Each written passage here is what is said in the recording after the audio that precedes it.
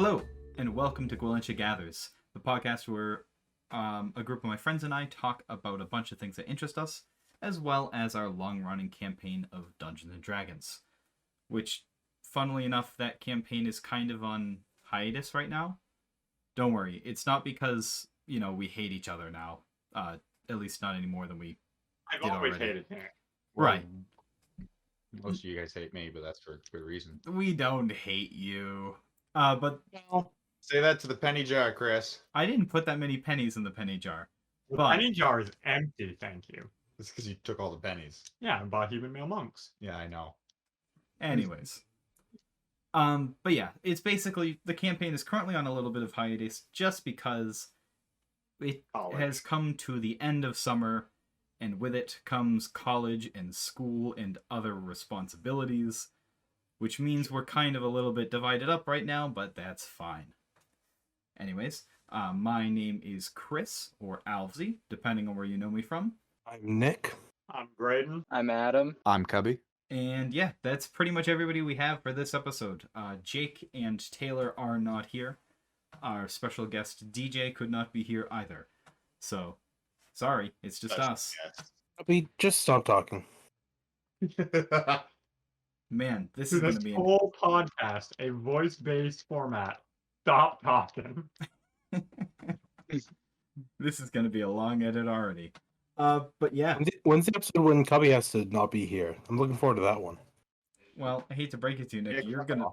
You're gonna be on less episodes than Cubby is most likely, Nick. Yeah.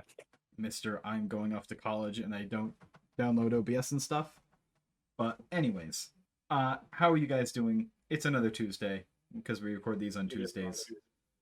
I don't know if that's convenient or not, but that's the day we chose. Yeah, I just chose it because it was a day on the calendar. Yep. It is. Here, let me put your fears to rest. It is just as convenient for me as any other day. Yeah. Yeah, that's what I figured. I have the same schedule all week now. Perfect. It is. But yeah, for reference, some of us are kind of job searching right now. If you listen to last episode, you'll know a little bit about that. Both Graden and I are kind of in a bit of a job search. You kind of are. Not at all looking. Well, there are problems with looking for you, to be fair. Like, yeah. Transportation. Right. I mean, to be fair, I'm not looking. If I need a job, I know where I'm going. Right. Because where we are, they'll pretty much hire anyone who walks in as long as you can stand, really. And that's optional. Yeah, I went into the first little interview I've had while looking the other day, and you could kind of tell that they just needed anybody. We're desperate. They needed warm bodies to stand in front of a register. So Yep. Oh, did you go interview where Graden worked? No. Different place. Oh. But I might interview there. It sounds like a terrible idea, but I might.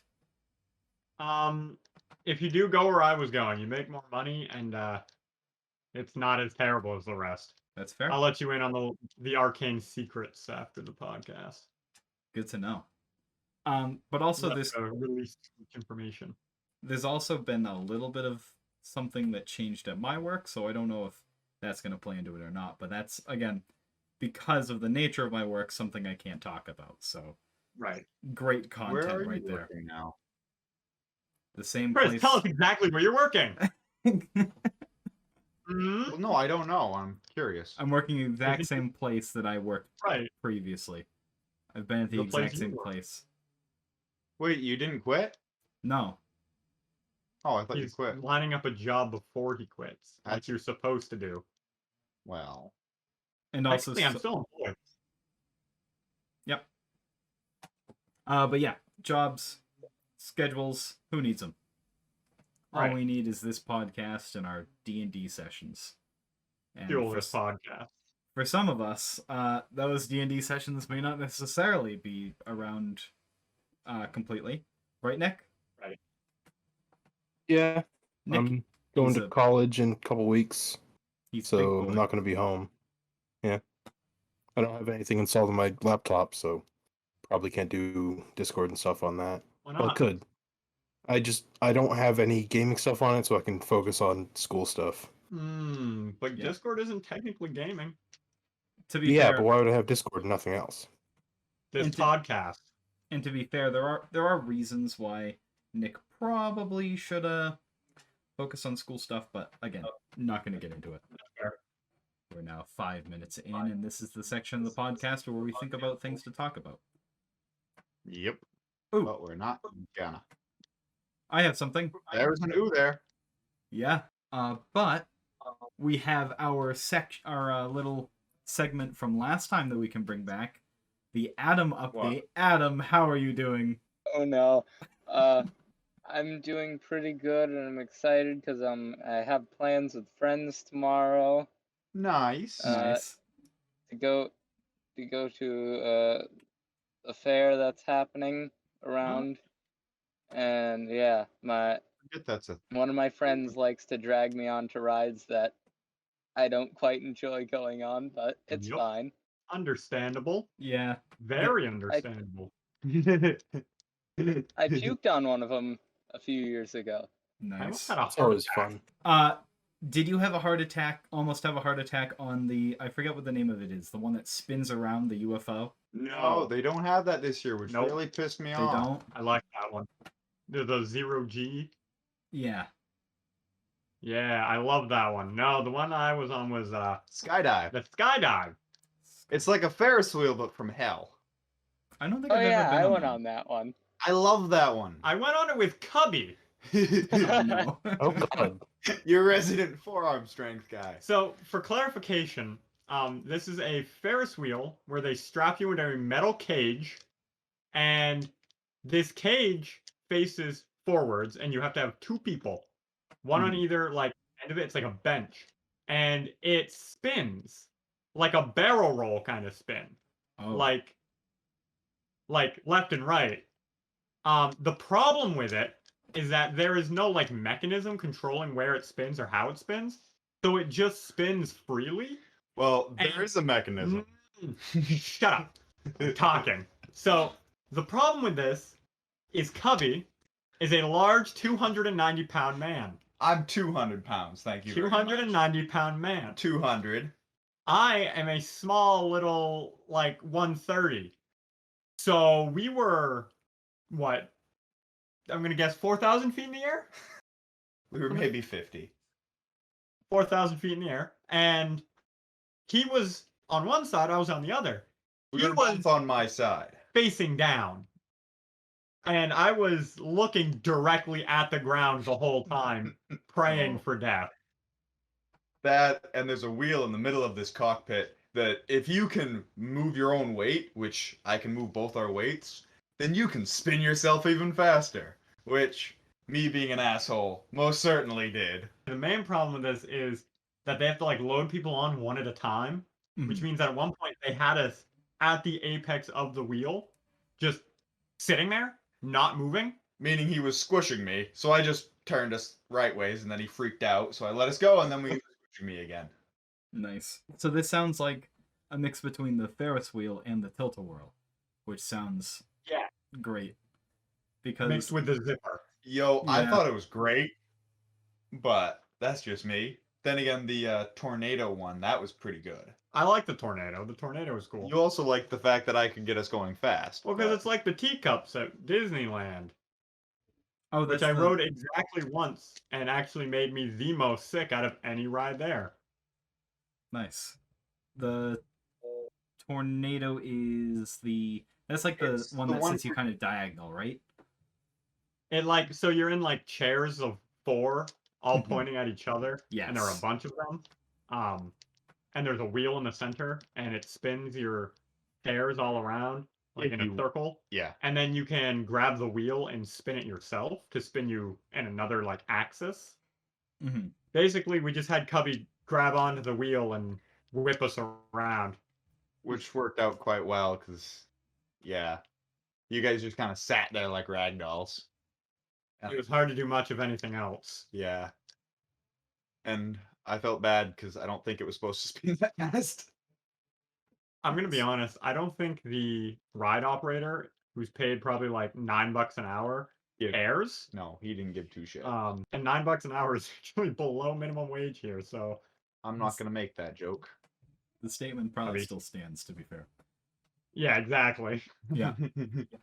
Oh, but man, hearing about that though reminded me of the Tilt-A-Whirl existing. Oh, I love the Tilt-A-Whirl. I love the Tilt-A-Whirl. As a kid, It's- that was like the number like- one ride. It absolutely. That and the 0G, the one with the blue like The one that just spins you around and then you don't know which way is up and which way is down. yeah, it spins you around and you lay against the little padded like rail. And if they Seat let you, system? you can go in the air. Or you Um, can stand up. oh yeah, I saw one dude literally standing on the wall on that thing. Yeah. That one, I was very confused and very impressed. I'm not such a big fan because that one, I think the last time I went on that one, it like collapsed my chest, which sucked. I was just like, my ribs were being pushed inwards into my body, and I'm like, no thanks, I'm done. This is awful. I'm leaving That's now. fair. But the Tilt-A-Whirl, on the other hand, once when I was a kid, I'm pretty sure I ended up going to the Tilt-A-Whirl 8 times in a single day. Not necessarily 8 times in a row. I think I went like in sets of like 2 and 3, and then later on, like an hour or two later, I'd just be like, I'm gonna ride the Tilt-A-Whirl again, and then I hopped back on. I was the kid who would like get off the Tilt-A-Whirl and then go right into the line like 9 times in a row. And like it'd be so bad, my family would be like, "No, we gotta go do something else." See, I like the zipper one, but Graden didn't like that one. I'm not doing that. He refused. I've done it twice in my life, and I'll never do it again. That's the one I puked on after my friend dragged me on it twice in a row. I was starting to 100% feel understandable. Dude, I like that one. I don't care what Suck. you idiots say. woozy, but I didn't want to decline my friend going on Right. it again. That's how Graden got on the skydive. I was freaking out.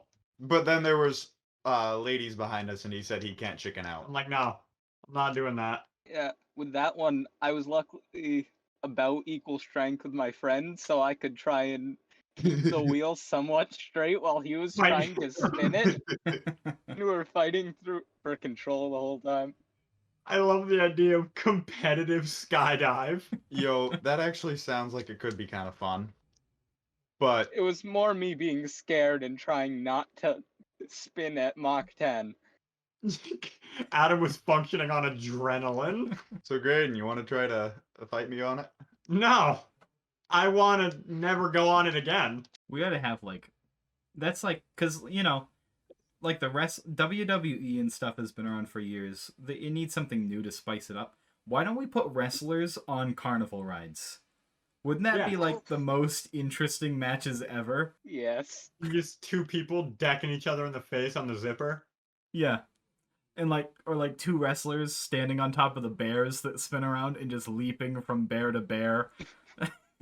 Or put like expert paintballers on the Tilt-A-Whirl, but like in different carts. Yeah. And they have to try and Yo, shoot each other. That would be fun as shit. That would be good. Oh man, now I want that to happen. Yeah. Me too. That'd be awesome. That's one of those things that somebody with like, that just has like billions of dollars to spend on stupid crap, can just like, probably just will make a video in like a year, like, I held a paintball tournament at the fair and it only cost me like $8 million or whatever, and it's just like, okay, It's a $500,000 prize. yeah. And I got all these YouTubers to do it. Yeah. Sounds like someone I've heard of somewhere. Not, It's almost as if that sort of person already exists. yeah. I wasn't saying the person didn't exist. I was saying that video will definitely exist now that the idea is out there in like no time at all. Because you know how this podcast is. Derivative. Right. You know how this podcast is too. We're up to, I believe it's 45 listens total. Really? Not including the metrics from today. So again, a huge thank you and a huge shout out to everybody who's listening so far. You're awesome, even though half of you are us. Well, thank you for not having anything better to do. Yeah, well, when you're driving, you don't really have that many options. Yeah. That's a valid point. I listen to it when I'm driving and mowing. I listen to the podcast. So Yeah. I don't know if you heard, but the first time I listened to my voice when we were testing for recordings, mhm. my only reaction was, I hate that I sound like I work in the IT department. It's such a weird. I haven't heard my voice in years, and I didn't used to sound like this, and I hate it. Nick, what was it you were saying? Because you got totally cut off by, you being loud. We were talking about how people listen to podcasts while they're driving. Update on my car situation. I still don't have a car. Nick still doesn't have a Nice. car. Just wanted to throw that out there. 3 weeks later, after the first episode, still no car. Yep. Why do all of your car repairs take like 2 years? Because it's the same place. Why do we you ch- use that place It's still? the only place that can do it. Why? So we have to go there. They don't do it because they don't have the equipment or something. I don't know. I don't know cars. I know Hire, like some But crackhead. there's to probably do it. somewhere else that has it. there's somewhere else, but my dad doesn't trust them because they did bad work on his truck. So we went to this other place. There's more than. How many times have you had to go to this place though? Twice Cubby, now. Cubby, to be totally honest and to defend Nick, yes, there are other mechanics out there. We live next But door to one one. If one could do that work, we would have gone to them a while ago. It is serious problems that need to be taken care of. It's not just just bring it to a mechanic. We've tried this. We don't need your What's wrong input with about it? where to bring it. There's so many problems with it. Like, I don't have the full list of One it. problem. There's one problem. And it's something is unaligned or something, and apparently that's difficult to do. Chris keeps saying there's so many problems you can't list them all. There's one problem. Mhm. There's one problem that it's there for. Yes, the reason is, Nick, if I just say there's too many problems to list, even if that's a lie, that at least gets the point across that it's not worth talking about. Something's unaligned. I don't know. That's what I did. Great. I mean, my car has too many things to list, and I can still list them. Right. Namely, the frame is rotting. Yeah. Rotted. Uh, As in, like, give it a year or two and it won't exist anymore. My Yeah. car's great. Your car doesn't have working AC, Okay, that's besides the point. and it's a standard. That's not Which I something did wrong see with it. that. That's something amazing with it. Now, get with the times, Grandpa. No, standard is my anti-idiot thing. But you're an idiot. Not when it comes to cars. Well, I mean, you drive a standard. I get better gas mileage. No one can steal it because no one else knows how to drive it. Except for anyone that knows standard. Yeah, I don't think the tow truck is gonna come to steal my car. It's not really worth enough to. You know, criminals can, like, buy tow trucks, right? Actually, that'd be a really good way to steal cars. Don't do that. yeah, don't listen to us. Although I We do think, not condone Grand Theft Auto unless it's the game, in which case that's pretty cool. ironically, I'm pretty sure that that's like one of the first missions in Grand Theft Auto is get a tow truck and illegally tow people to steal their vehicles. Anything have anyone Yeah, I was gonna say. anyone have anything else they want to say? Anyone have any funnies? Any good things to talk about? I never have funnies. I'm putting a chair together. Yes, we know. That's amazing. Tell Got us some about wheels. So I realized that the seat was backwards, so I had to take it mostly apart and put it back together. So there was that, but that's fixed now. that. Mhm. Mostly, I had to tighten some bolts. There's no AC in my room, and I work up a lot of heat very quickly, so I'm very warm right now from turning an Allen wrench. Mhm. Night. What? And now I'm holding one of the wheels in my hand and just spinning it with my thumb. This sounds like robotics, circa when I was there. Yeah, kind of. That's pretty much going on. Because that's all we did most of the time. We built a prototype and then did it wrong and then rebuilt it.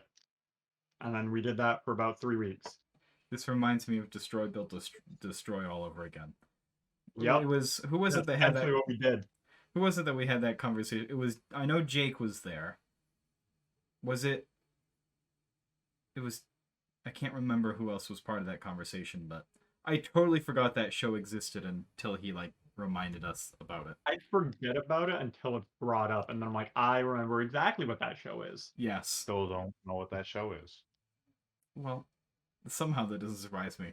We need to keep a tally of how many things Cubby actually does know about rather than doesn't know about. It'd be... Yeah, that's fair. Because there's a lot of obscure media that we could bring up. That Oh, absolutely. Something Hey, I know about old shit. That's fair. Something that Cubby does know about, probably, is that I have a YouTube channel at ALVESIE_SPROCKET, Alvesie Sprocket. I realized I had a funny story to tell that I've been keeping a secret, not on purpose, but on accident, for like 3 weeks. So, yeah. So, I released a video about 3 weeks ago, and it was called Half-Life 2, G-Man's Secret Speech. And it was basically a 1 minute long video of the G-Man doing the introduction to Half-Life 2. And I uberducked a voice clip into the video, into like the middle, because basically, if you've used uberduck before, you'll know that sometimes you can completely break it and it will just create like a 30-second clip of the voice just making incoherent babbling and breathing noises. Everyone's favorite. So it was like a nothing video of just like a minute of G-Man babbling and breathing into the microphone and talking about giving Gordon Freeman a gift. And I got a comment on that video. You know who the comment was from? No idea. The guy who made the voice on uberduck. That specific voice. Huh. Yeah, that was like the most neat thing I had ever seen. I was like, wait, how did you find this? And he was like, this is exactly what I made this voice for. I think I still have the comment. Yeah, here it is. So he commented, thank you to, this is Scruffy SFM, by the way. Shout out to him. He's the one that actually made the voice. And he just commented like, because I put a like thank you to him in the description. And he responded, anytime, G-Man's voice is actually my worst. And he just like talked about like how the breathing noises just kind of mess up with uberduck. And it was just like, well, it's better than anything I could have made. Also, it's very cool to just have you here on this video just out of nowhere. So yeah. That's pretty cool. That is pretty cool. Because that's like, you know, some of that stuff on uberduck is, you know, I have no idea how to actually use it. Like how to make the voices. People submit voices to it. That's way more talent than I have in any amount of capacity.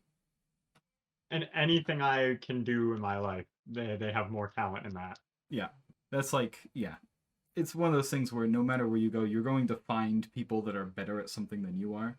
But this was more just a humbling, this is awesome, thank you so much for seeing this thing, than any like, oh, I've been disheartened and broken. So yeah, thank you to that guy for making that. That's very cool. That's actually pretty neat. Yeah, I thought it was. That's why I was going to bring it up like 2 episodes ago, and then I totally forgot that it happened. Yeah. Understandable. One other thing I want to bring up is if you guys look in the general chat for Campaign 2, you'll see I've posted 2 pictures there. Yes. So these pictures, especially the second one that I posted there, can you explain to me what's happening in that picture? No, I looked at both of them, and all I could understand from it was potato chip. Yeah, so for the viewers out there, we have 2 pictures here. One is the whitest man in the universe holding what seems to be a barbecue ruffled chip in the same hand as some card at a terribly messy table. The second picture is some sort of orb floating above 2 other cards on the same messy table. This is Amazon's top choice for card sleeves. This is what it recommends. Are these 2 pictures. I'm confused. So I never realized, yes, this man is very white. He's like iridescent. It's like you. Think he's trying to demonstrate The that card doesn't it get greasy. stops grease, but That's just a weird way of doing it. you're just showing that it can be touched with greasy objects. Yeah. Watch as You're not proving anything, and this one's just showing that it can get wet. But I don't even know if the card is wet. There's just like... There's some sort of orb on the left that doesn't... The water bottle. Yeah, but like... There's no water coming out of the water bottle. It's just putting this water bottle on top of it. There's a water two- droplet next to the Two card. droplets of water on the card sleeve. But I guess by the way they're just sitting there, that technically that works.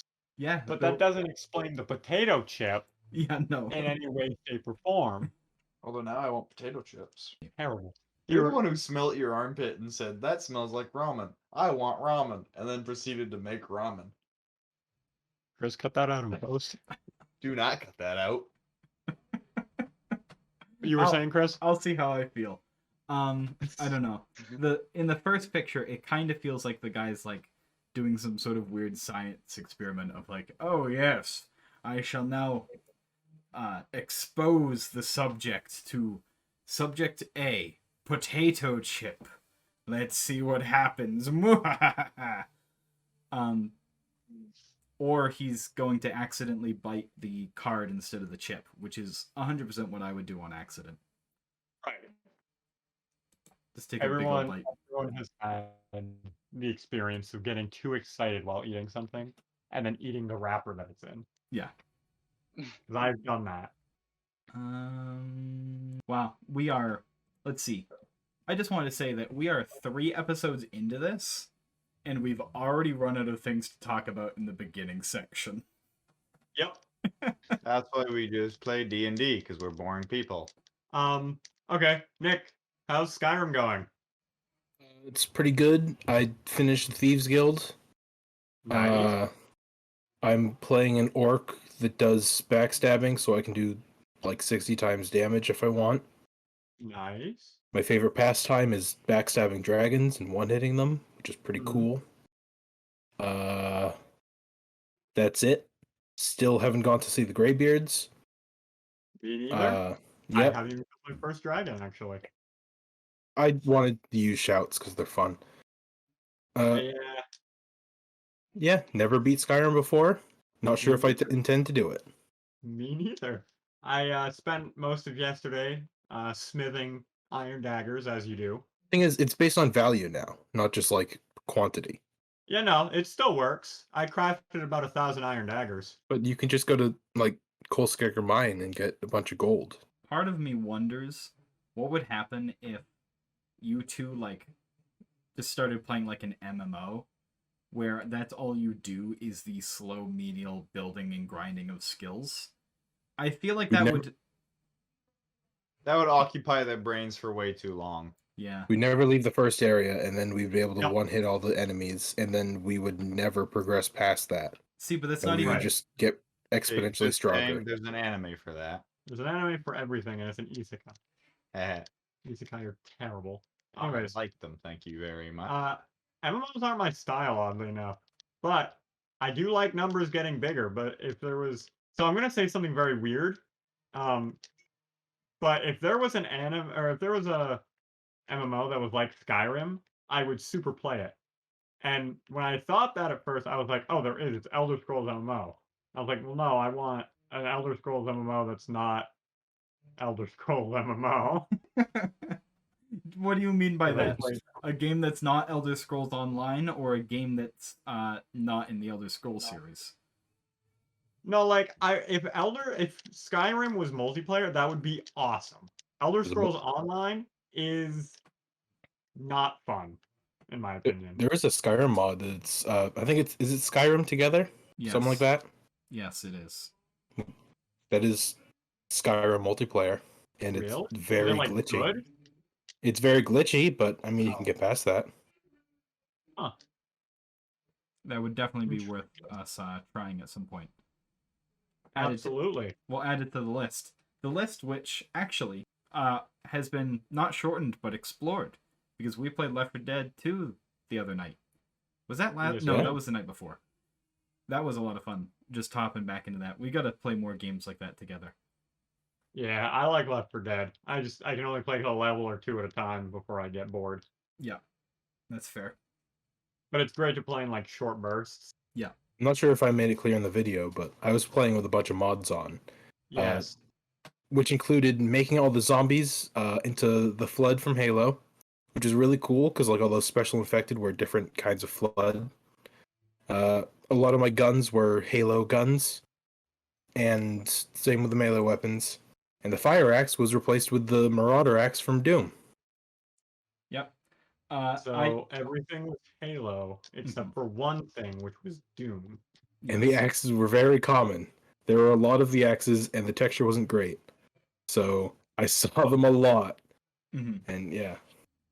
I gotta say that I think my mod that I accidentally had installed was way better than any of your mods. So I win. That's fair. My mod was the best. Yeah. You didn't play it modded. No, I did not. That's the joke. But yeah, so the only mod that I had installed, purely on accident, because I completely forgot I had installed, was change the end game music from the Left 4 Dead score to Under Pressure by David Bowie and Freddie Mercury, which turns out when you're recording a video, that's the last thing you want is, you know, a well-known song that can get copyright claimed. So A lot. yeah, it's a good Violent thing. way. It's a good thing that we were able to speak over it, because I definitely wouldn't have been able to do anything with that video. Could have edited it out. That's not as easy as it sounds. Hmm. You don't just edit music out of the background. That's not how it works. No, just edit that part out. Yeah. Put out game audio.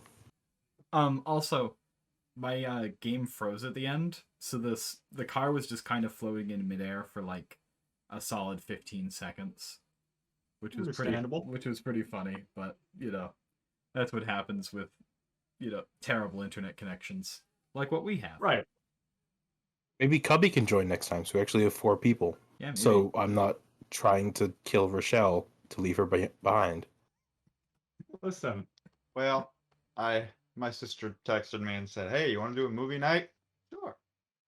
But we already said we were playing Left 4 Dead that night. And they tried to pull me out into there, and I didn't. Yeah, Graden literally was in the same building as you and didn't join you because he was playing Left 4 Dead. Yes, it's not Graden's sister that I haven't seen She in was a very long adamant, time. though. If I hadn't been playing Left 4 Dead, I would have come out. Yeah. Right. Also, if you guys are doing literally anything other than watching a movie. I don't like movies. Huh? I said you don't like movies. No, I do not like movies. I can't stand still during a movie, so I totally Nope. understand. No? I can't do that. See, I'm right with you. Oh, I on thought you one were hand saying. I felt bad. On the other hand, I slept through the entire movie, so I felt even worse. But Yeah, I just cannot sit through a movie nowadays. I'm just like, I need to go and do something else. I need to go focus on something else. I always feel bad when I watch movies with people because, like, I can't focus on the movie, and then I start thinking about stuff, and then I check my phone because there's stuff I need to look up. 9 times out of 10, it's D&D or Magic related. Mm-hmm. okay, 8 times out of 10, it's magic. No, it switches between. Depends on what I'm interested in that week. I think the big issue I have with movies right now is I've been watching way too many YouTube poops lately. And so whenever I sit through a movie, all I can think of is just like what I would edit into a certain scene. So we were watching a movie last night, for instance, and all I could think was like putting Yoda in next to all the main characters, because they kept saying things like, this leads to this, and then this leads to that. And every bone in my body was like, I must have Yoda next to them saying, anger leads to hate. Hate leads to the dark side. Just in the middle of the movie. That would have been perfect. What movie was it? I don't know. It was on pay-per-view. It was like a Catholic themed horror movie with Jeffrey Dean Morgan. I don't remember what it was called. Oh Man, if I knew actors, I'd probably know what you're talking about. it was Also, if you knew The Walking Dead, you would know. If you don't know either of those, so The movie was called The Unholy because I spent a solid 30 minutes trying to make a funny joke out of the name of the movie. But I could not. Despite my best efforts, I could not come up with a different name for it. Chris, the movie was about the Virgin Mary. Yeah? That is the joke. Unholy. Right. Get it? Yeah. It's funny. Not I'm really. I don't hilarious. even understand what the joke is supposed to be. I am hilarious. It is a funny joke. Incoming spoiler funny alert. joke. Incoming spoiler alert for The Unholy. If anybody cares, make sure to deafen yourselves now. Nobody gives a shit? Cool. Nope. It's about satanic possession of a person who thinks they're seeing some holy ghost, and instead they're seeing a Satan person. That's it. That's it. Yeah, the Satan form takes on the form of Mother Mary, and thus they think they're speaking to Mother Mary, but instead it's some ghost named Mary, which is a bit of a Deus Ex Machina, but whatever. I think that's You know Deus what's Ex a Machina. really, good horror movie that no one talks about? Has anyone seen Horns with Daniel Radcliffe? You mean Harry No. Potter? Well, it's Harry Potter, but no one's seen that movie. No, I don't watch Harry Potter movies. It's not a Harry Potter movie. It's just got him in it. I've never even read Harry Potter. No, same. They are really okay.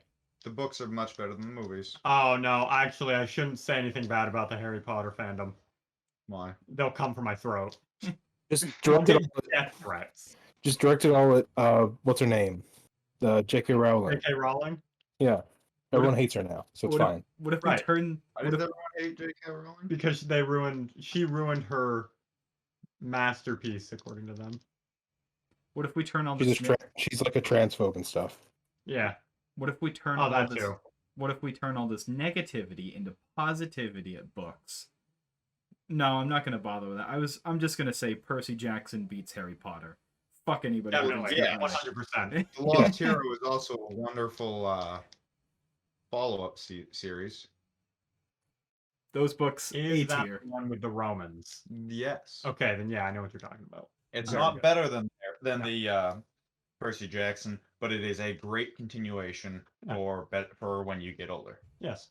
Especially since it has the same characters in it, but more. Well, the first one is a new one new main character. The second one is Percy Jackson, But but dumb. no, not dumb. No, he's dumb. but he has no memory. yeah, but amnestic, and now in the Roman camp. Is amnestic a word or is that a Cubbyism? No, it is. Amnestic is a word. Okay, Yeah, that's what sounds like a weird word. that's what How the would you SC describe the state of having amnesia? He has amnesia. Amnestic. He is amnestic. He has amnesia. Yeah. He is amnestic. Same freaking thing. That's One's the condition, one's the victim. That's what the SCP Foundation Yeah. uses.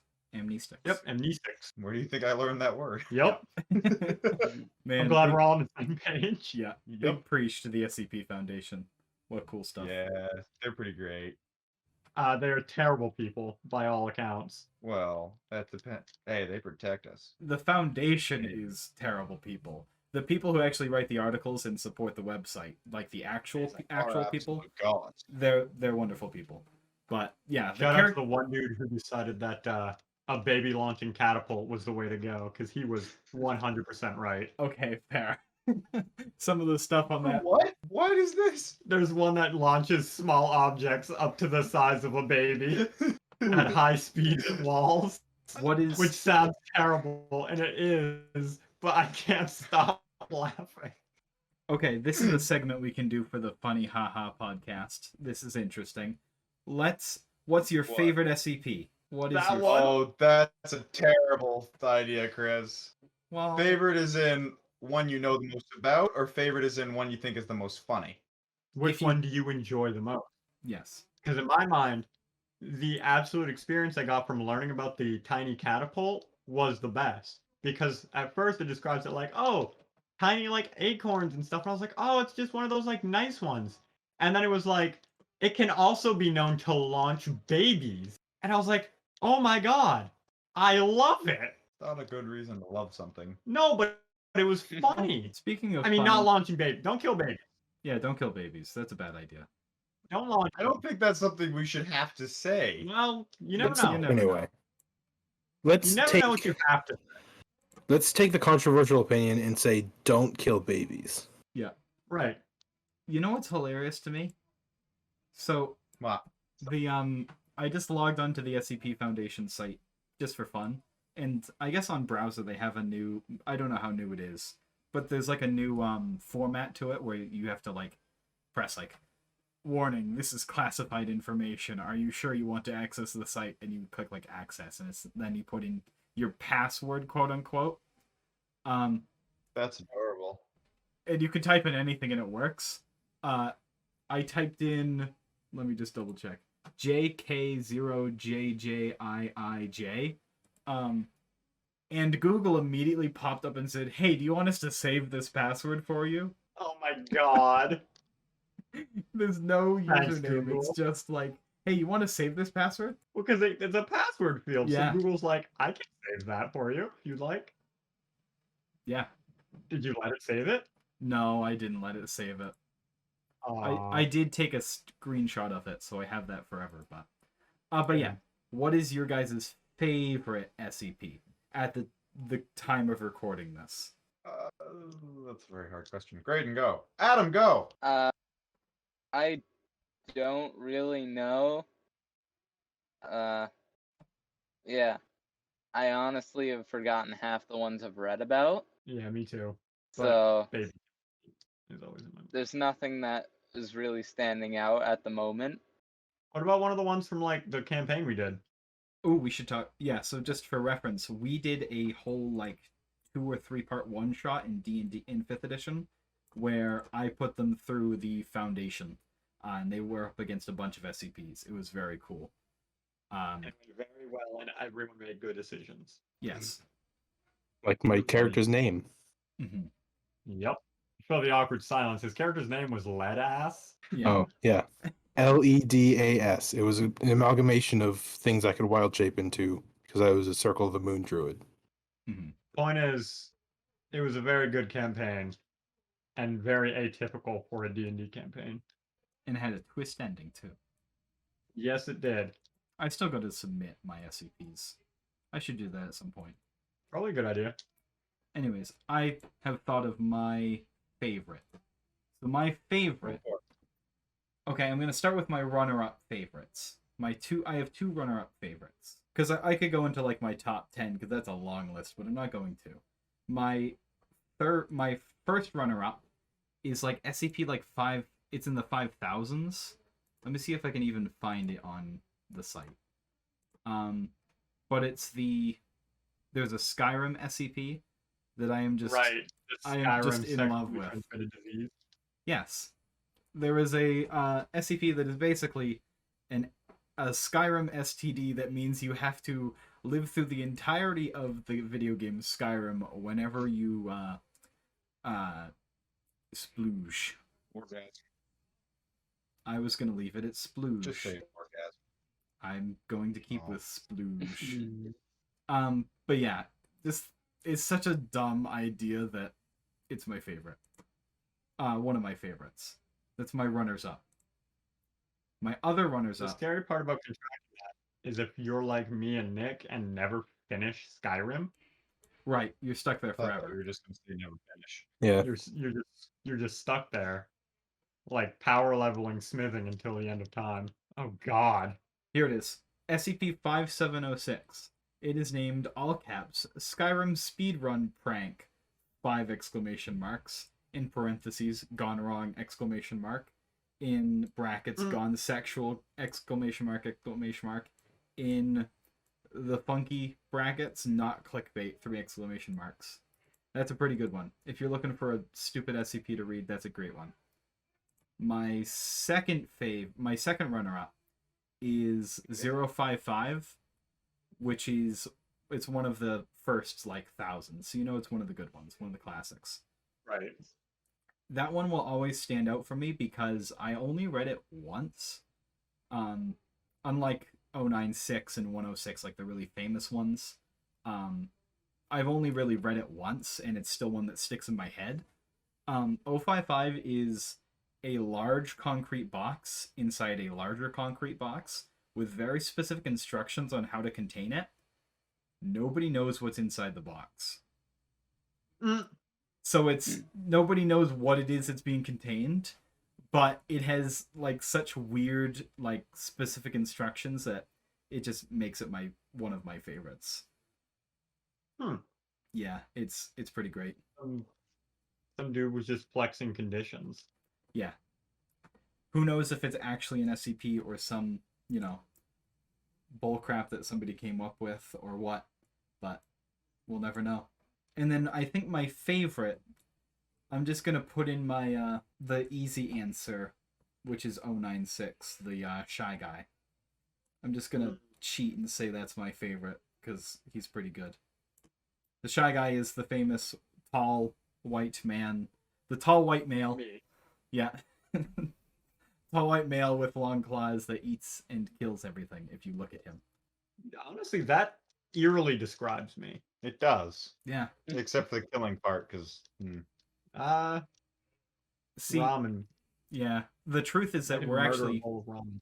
We're actually all ghosts because Graden killed us many years ago, and yeah, we're just kind of still here.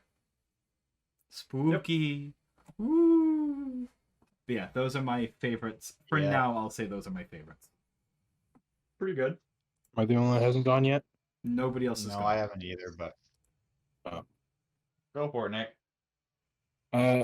Well, I haven't read too many of them, but the ones I have read, the ones I really like are Cain and Abel. They're two separate ones. I found Abel, which is 076, and I'm not like into the Bible, like I'm not religious in any way. But, like it's called religious, Nick.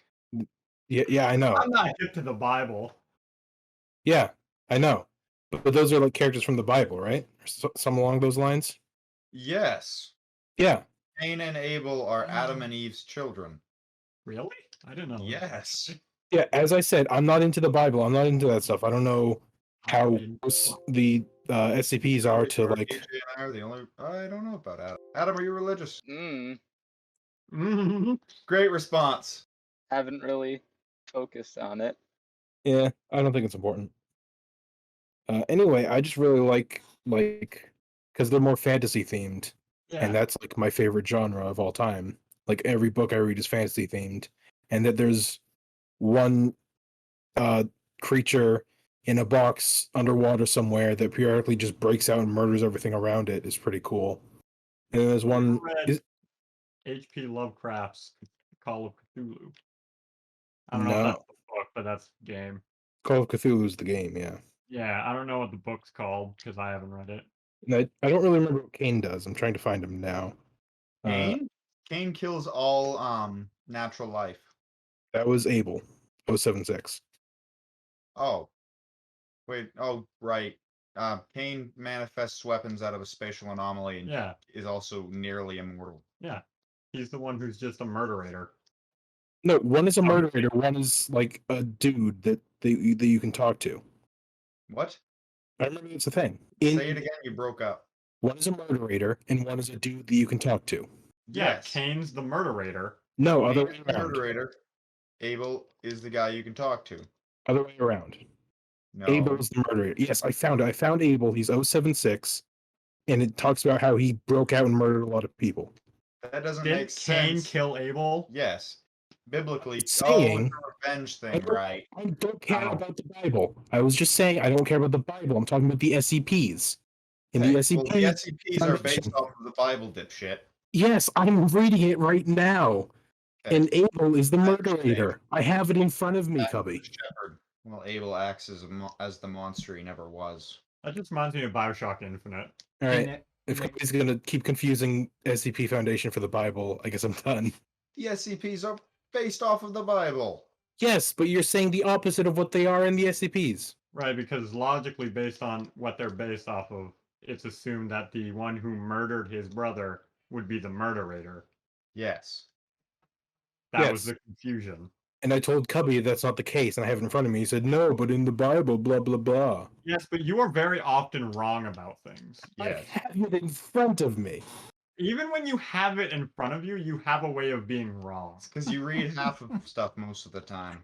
You only need to read half of this. It talks about how you murdered a bunch of people. Nick, I'm just gonna tell you this now. Yeah. You do need to calm down just because you're peaking your microphone so very much. I was trying to talk and no one would let me talk. It's the only way I could talk. But you're not able to talk that way. All right, Eddie, let's go. I'm done. I have nothing else. I was talking about it, and then Cubby kept bringing up the Bible and how it's not the Bible, it's the other way around. And it's not. That's it. I figured out my favorite. Let's hear it. 5031, yet another murder monster. Yes. I love that one so very Me much. too. He's so adorable. I don't remember what he does. He's Is he the invisible. invisible monster that cooks? Yes. Yes. I love him. He is amazing. And he should be loved by everyone. He is amazing. It's, yes, you look like you're gonna kill He everyone. doesn't look like anything. Okay. Your shadow looks like you're gonna kill He everyone. does kill everyone until you make him happy. Until you give him good ingredients and he makes you the best meal you'll ever eat. Because he's amazing and a super nice person. Thing. Aside from the murder. Yes, he's very good. A. Listen, Some of the nicest people you'll ever meet are in jail. Poor martyr. and then how do you meet them, Cubby? I'm not going into that. I found my other runner-up, by the way, which is the Crack Genie. Another good one. Crack Genie? Yes. The Crack Genie, 1481. It's wonderful. But It sounds wonderful. it's a genie that lives in, I believe he lives in a coffee cup or a vase. Who the whole idea is that basically he's a genie that, he's in a plastic recyclable coffee cup. And basically whenever something is asked of him, he creates some form of it that's like not exactly what was requested. So for instance, one example is item requested was one sandwich. The report says that he made the sandwich and then promptly ate it. So it's basically like a genie that doesn't do quite exactly what it's asked to do. But it's not like malicious. No. And part of the reason I love it, there's two Why is things. that like a dyslexic genie? It's not a dyslexic genie. And the reason is because, as I was saying, Just like, first of all, the very end explains like some very sad lore about it, which is it always asks for drugs every now and again. And at the very bottom, there's this little section where it's like, so basically, I'm finding it again. I'm reading it, I'm kind of looking through it again. Basically, the whole idea is that someone who originally found him wished that he were addicted to methamphetamine, and then wished that he could not manifest methamphetamine, and then never spent their last wish. So he's kind of stuck in limbo. Yeah, it's wow. Very like it's a very fun, silly SCP, and then it just has a really solid, like, serious tone to it, and I love it for that. I knew I was forgetting one. And then the other reason that this SCP sticks out in my mind is there's some fucking stupid one in like the 3,000 or 4,000s that's a genie that comes from a spam can that is the exact same idea, exact same thing, but written not as well. It's written worse than that one. So screw that one. Screw the can of spam genie. Crack genie is all you need. Right. I mean, when you said crack genie, the first thing that came to my mind is I didn't know Robin Williams was an SCP. Robin Williams was great. He was also a crack genie. I don't care. Robin Williams will forever be my favorite comedian. Said also, I agree he was great. He was also, by definition, A crack genie. Yeah, and an alcoholic, but still. How it was sometimes. Yeah, Most times. it just made him more funny Mm. and sad. Let's get off that one. Yeah. Does anyone else have a favorite SCP to share? I have a lot, but if you're asking me to dwindle it down to one, I'm Yes. gonna have to say my favorite would be 049, the Plague Doctor. Yeah. Hmm. Just because I love the fact that it's not like, yeah, you're sick. It's, no, you have the pestilence, and I'm going to cure you by killing you and making you better. And how he's so polite to people until he kills them. Mhm. Just like, yes, I will teach you with respect, and you'll be nice, and we'll be friends, but now I'm going to cut you up and make you into a zombie. My only problem with that one is I want it to make sense. Why? Because I He's not don't. supposed to. He's insane. Yeah, I know. I And he's want French. him to make sense. And he's French, which Well- just adds to his humor. Because I'm sorry for any French people, but listening to you talk is amazingly funny. I'm sure they would think the exact same thing listening to us. Right. Well, not amazingly funny, but least- Entertaining. humorous. Nick for sure.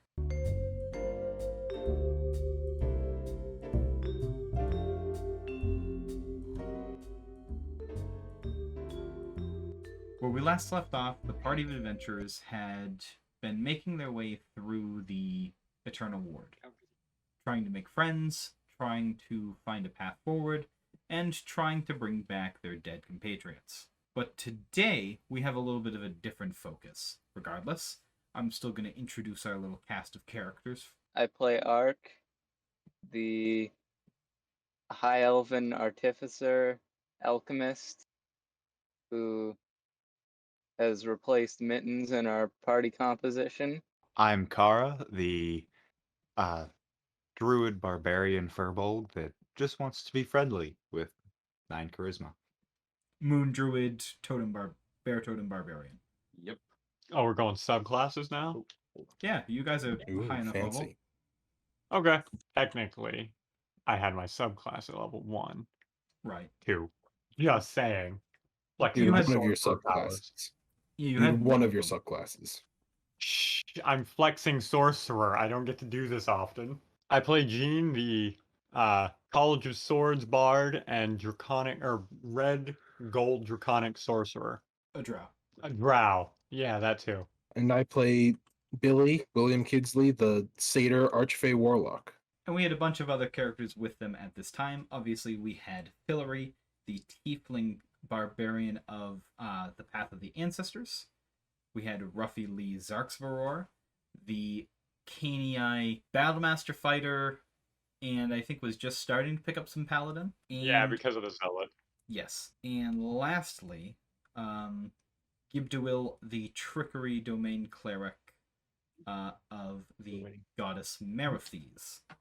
Now today, I think we need to cover some of the background lore and information surrounding the world, because there's a lot of stuff that was going on in the background at this point that we haven't really brought up because it's a lot to take on at once, especially in other conversations.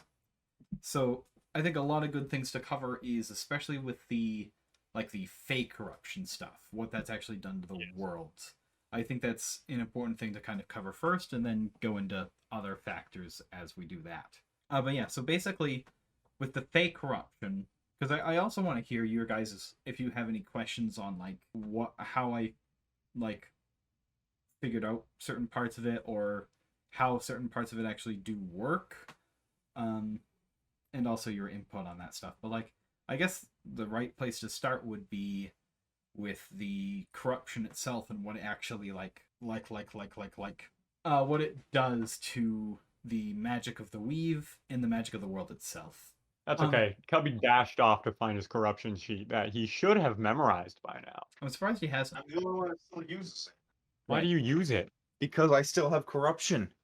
Why? My items. That's cringe. Also, did you Get hear it, I lost get it the fixed in spell the Well guide? Night, bro. Good. Why? Oh yeah. There's no Disintegration reason you got cannons. advantage on spell saving throws. You mean having magic resistance? Why Yeah. not? Because you don't need it. I have it from other things too, though. If I'm within 5 feet of a creature. Basically, what the corruption does, as we're about to detail, is it actually creates a whole bunch of different effects depending on how much of it is currently affecting you. So basically, as I said, I believe last time, or no, it was in the first episode, I talked about the reason that Rodrum died is because he had taken on too many levels of corruption, what we call pips. Yes. The reason is because we basically fill out this little bar that once that bar reaches a certain point, you reach a new tier of corruption. At 8 tiers, aka 40 pips, your character has to make a very high DC saving throw. A DC, my players do not know. They suspect they know it, but at this point, where basically everyone has passed it by now, I'm actually going to be revealing that in just a little bit. So that's new information for them. I'm gonna guess it's 23. Damn, dude, you nailed it exactly. It's 23. Did I really? Yeah, Yeah. let me bring it up real quick. Really? Yeah, I'm a on genius. the dot. Chris did tell me a while ago because I live with him and he likes to share stuff. So Right. he tells me a lot of stuff that I just never share. Right. So I've known it for a long time, and like I imagine Chris feels the same thing when you're doing like the corruption saves and you're like trying to get it, like you get to 23 and you're like, oh no, that's not enough, and you're frantically trying to boost it above by any means necessary. And I Chris mean, is just it's sitting there funny. going, "Oh, they passed." Yeah. Yeah. Now watch as they waste more materials, Yeah. resources. Level 1. I know. Us making sure our characters don't perma-die. How Yeah, silly of us. That's the thing. This was never meant to be like the whole idea was not to be an impossible DC at level 20. The entire Right. idea was that this was a threat that was supposed to be around from the very But beginning. is possible to pass. Yes. Of course, at level 1, you can pass it. Would you want to try at level 1? With an at 20. Right. You wouldn't want to, like, risk it by any means. Oh, but yeah. Oh no, you mean we could have a 15% of your character living, but it's probably gonna die. Right. But yeah, so Sorry to interrupt you. that's all right. Again. Yeah. So the wording of the saving throw is on the 8th and final tier of corruption, the spellcaster finally faces their massive magnitude of corruption. They must succeed on a saving throw against their spellcasting stat, DC 23. But yeah, so basically the whole idea is that working up to that much corruption means obviously you've cast a lot of spells. But that's like the very last thing that actually happens as part of corruption. I think you guys actually have the more up-to-date version of what the corruption rules are, because originally Cubby has it right in front of him. Yes, originally Makes sense. You took damage from casting spells, which got ridiculous because as Adam cantrips and died. Yeah. Well, it was the fact that, like, as Adam explained, as a sorcerer, there were situations where he had to, in order to cast a spell, he needed to transform sorcery points into a spell slot, which he marked on his paper. He then expended the spell slot, which he marked on his paper. He then went and marked off the pips of corruption, which he put on his paper, and then he marked off a point of damage, which he put on his paper.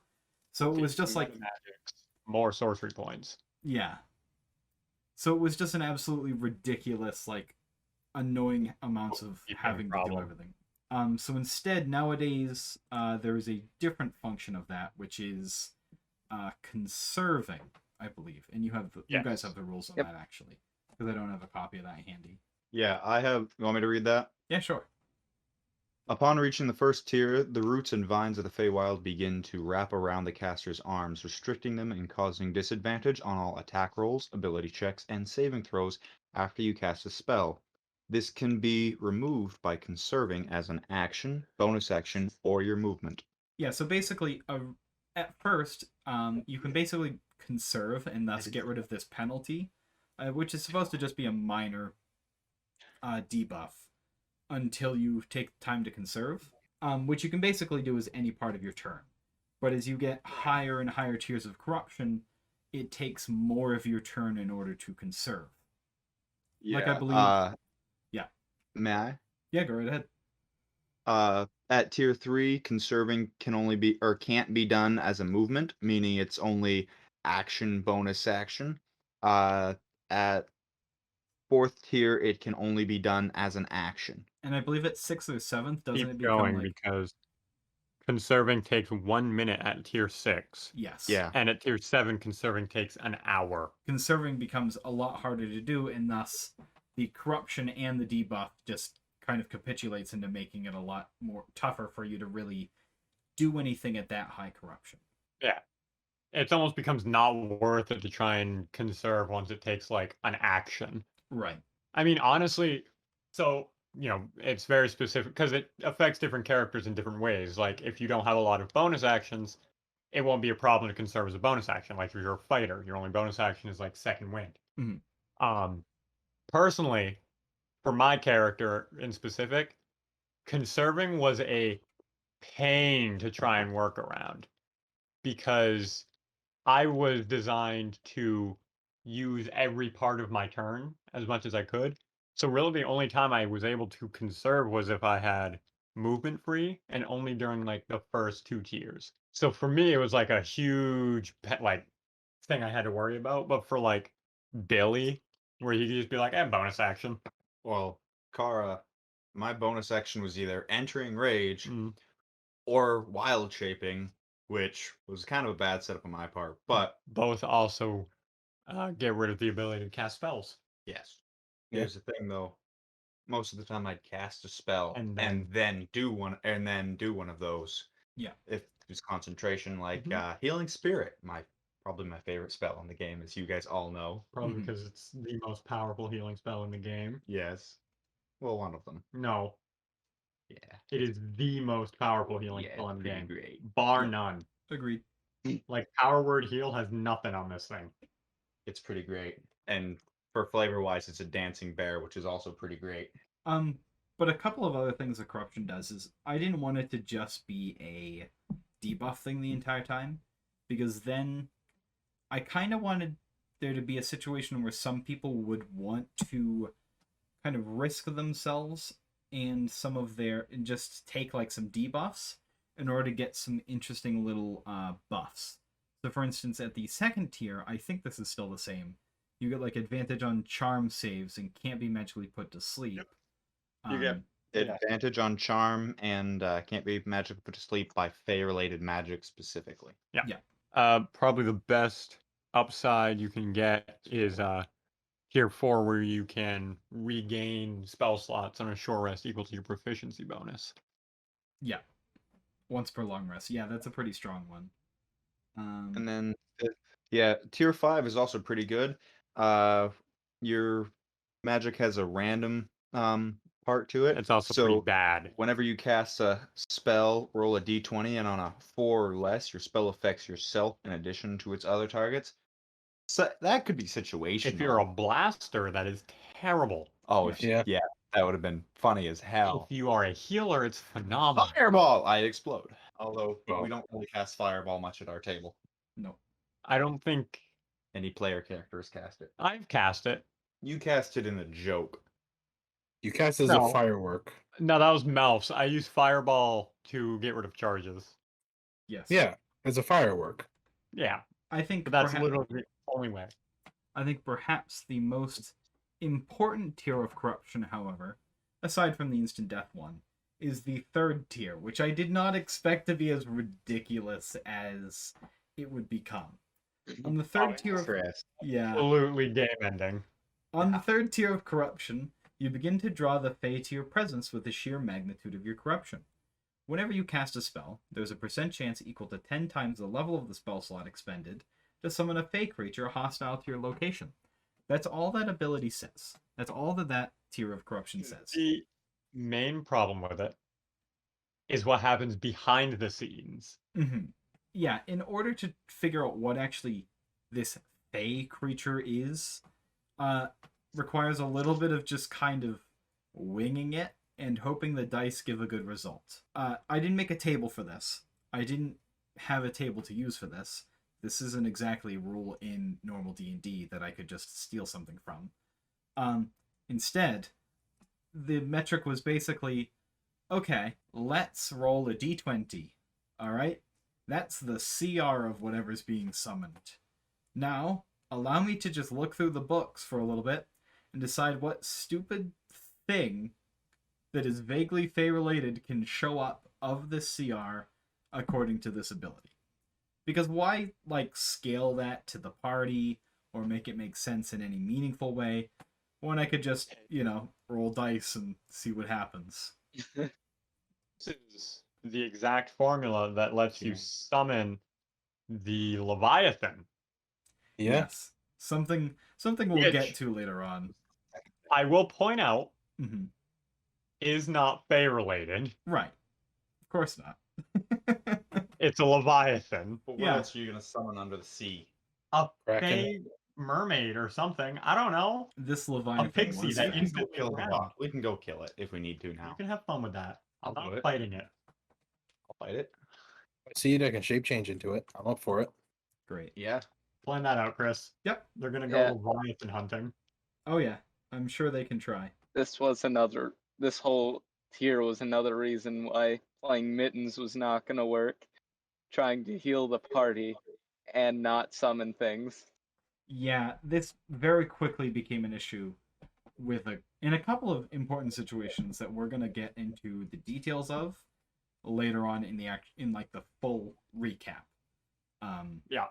When those come up in the story. But yeah, that's pretty much the actual mechanic rules of corruption for you guys. Oh, aside from one last thing, which was when they passed, there's something that happens when they pass the save and when they failed the save. Initially, the rules for failing the save are not only do you perma-die, you get turned into what's called a corrupted spellcaster, which I made a stat block for, which is just like a low CR spellcasting monster that is hostile to the rest of the party. I basically immediately scrapped that when that happened to Rodrum. And he wasn't a spellcaster. Both because he wasn't a spellcaster and because having even after the Dryad was, not interested in you guys, having something else that could cast spells and had no intention but to kill you guys show up immediately at the end of that fight would have been bad. So We were already mostly dead, and yeah. I was like, you know what, this doesn't need to be a rule. There's enough. You don't need to add that insult to injury. right. Injury to injury. Right. The other thing that happens is if you pass the save, you get rid of all of your corruption, you go back to 0, and you get to choose a free fancy schmancy perk based on a little list that I made. That gives you a bonus forever. All very good. Yes, they're all. You want me to get that list out? No, that's fine. We don't need to get into the nitty-gritty of each of the perks. But basically, they're very overpowered because I expected this to be something the party wouldn't want to try and do for It's a one of while. the first things we thought of. Yeah, once they were Once very... there are three perks. Yeah. I figured it would be one of those things that, the way it played out in my head was someone was going to get really high in corruption. They were going to have no choice but to make the save. And when they passed it, they would all of a sudden get this super exciting perk that, the rest of the party didn't have access to. So they suddenly got this super cool bonus for, risking their lives there. That didn't happen. The party was just like, hey, free things. No, that did happen. I'll take that. Until you told us that they were a thing. Right. Chris, that did happen. The dragon. You were like, there's a plus side, and I was like... The dragon? I don't think the dragon... The green dragon pushed me to the corruption, which was the first corruption save we made. Yes, it was. That's where he got was. the 26 and passed. Yeah. Okay. And that's I where we totally forgot decided the about that. DC for the rest of the game was 26. So we didn't want to risk going any lower than 26 because it was the only one we knew was a guaranteed pass. Mm-hmm. Okay. So therefore, we decided we had to make that to be safe. Okay. I guess I just kind of forgot about that because there was so much chaos going on at that point that I guess it That's didn't also where we register with me. Session, I believe. Yep. Yeah, I think so. Because that was before the spicy meatball. Yes. Another thing we won't get into for a little bit. Yep. But yeah. So that's basically the nitty-gritty of the corruption rules itself. That's the boring stuff, the nerdy... I gotta jot down my 3 pips of corruption for casting Melfs on my paper. That my poor players had to deal with for many sessions until they got immune to it. Well, I'm still dealing with it. Right. I'm gonna be honest. I mainly wanted to get rid of it to get rid of the bookkeeping. That's fair. That's honestly. I'm quite bad fair. at writing, and the least writing I can do is better. Yeah. Hence why I memorized all my abilities instead of writing down on my character sheet. Yeah. But the other big thing that the corruption does, because it did a lot to like the world, is it created the cycles. Because I thought it would be very neat to have a world where regular seasons aren't so much a thing, and instead it is random, cycles of weather, cycles of different events and different effects on the world. So I made a whole bunch of fancy little cycles that We've gone through a good amount. Yeah. We haven't gone through them all though. Nope. Some of them are pretty simple, but others have a bit more to them. So for instance, the Frost Knight, which I decided the party would the whole campaign would start in, is basically whenever you're traveling around and whenever you're in combat, you're going to take a little bit of cold damage, and you're going to need to keep making Constitution saves to try and keep yourself warm and alive while out in this freezing, super duper cold. So it basically made it so that it was a good plot device initially to make sure that you guys kind of stayed around the town and didn't get yourselves murdered too quickly. It also did this nice little thing where I could make it shift into another night nice and early on with a very different effect. So yeah, the party kind of started in the Frost Knight. The other thing it did was it also gives advantage on history and religion checks, which is something that I think I added after the fact as just like a fun thing that just kind of happens in the background. But yeah, so that's one of them, which is a pretty simple one. And then there would be nights like the let's see, what's my favorite one here? I have a lot of favorite ones. I like all of the ones that I made. Oh, the Shrouded Knight, which became a much bigger problem than anybody expected. The Shrouded Knight is basically for like a week, everything is dark. It's extremely dark out and nobody can see. Once nighttime comes, it's magical darkness. Because there's no dawn, magic items don't recharge. Because it's dark out, nobody can see. Something that is a very easy detail to completely ignore and forget about in some strange situations. That led to a lot of encounters accidentally happening in pitch black environments where nobody could see. Yep. I think if there were ever a film adaptation of the campaign, they would have to remove the Shrouded Knight from lore just because it would just lead to like it'd just be a black screen with us yelling at each other. Yeah. No, they just do like the found footage horror movie thing where everything's like green. All that, don't do that. That's terrible. Like first edition Ultravision. Right. Yeah. And then so that was basically like the variety between them is pretty simple stuff to surprisingly complicated changes to the world. Right. There's also a couple that were just kind of broken and that were meant to be broken. For instance, the good old Well Knight, my player's favorite. The Well Knight. The Well Knight is everyone's favorite. The Well Knight is perfectly Very good. balanced. Although it's Especially for terrifying warlocks.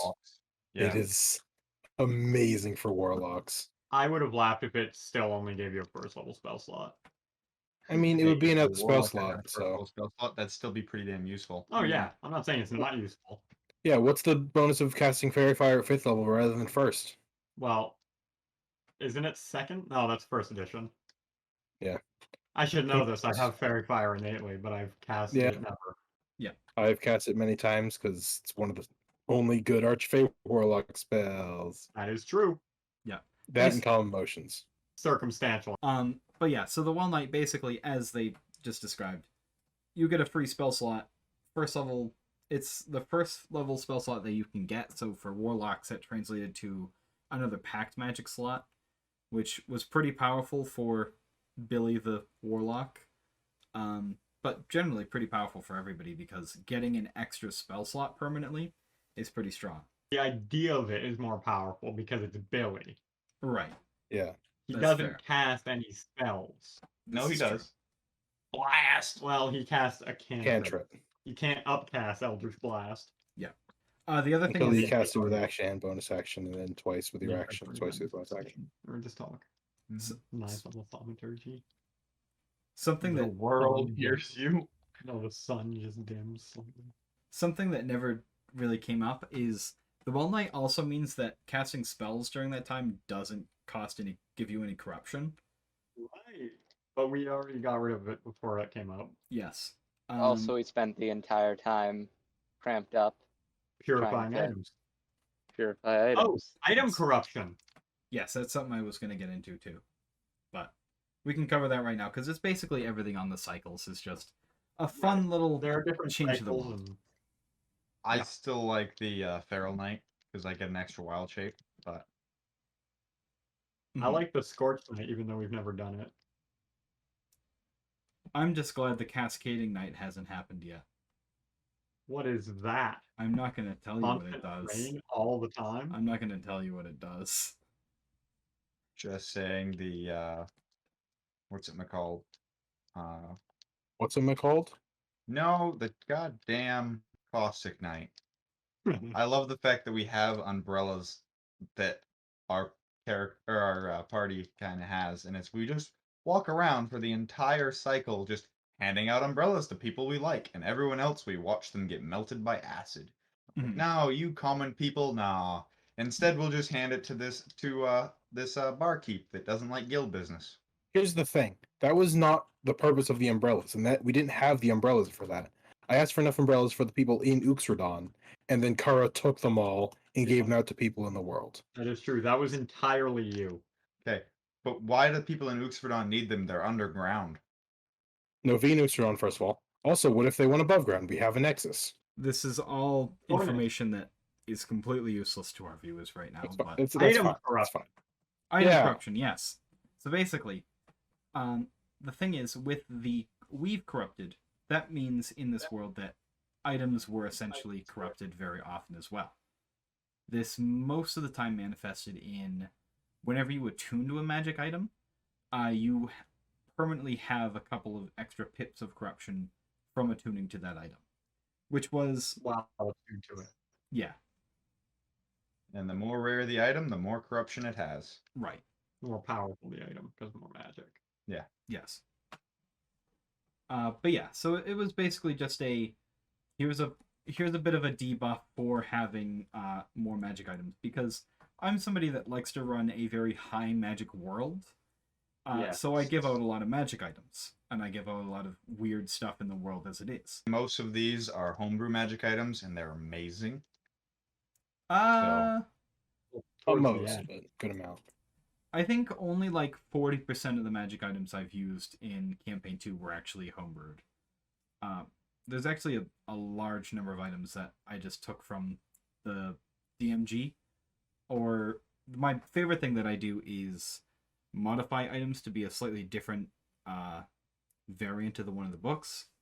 So like, Yep. I forget what the one was that we did, but there was a certain magic item that was a ring that we turned into a brooch, something like that. The Brooch of Blasting. Brooch of Blasting, yeah. I turned the Circle of Blasting into a brooch, which was just kind of a fun little, slightly Flavor different thing. variation of it. Yeah, a little flavor thing.